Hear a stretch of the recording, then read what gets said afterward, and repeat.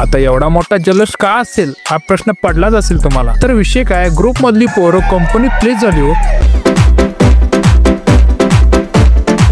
आता एवढा मोठा विषय हाय म्हणल्यावर जल्लोषचं नियोजन घालायला लागतेच.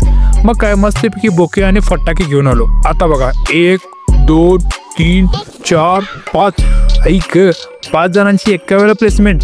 आता काय सुट्टी नाही.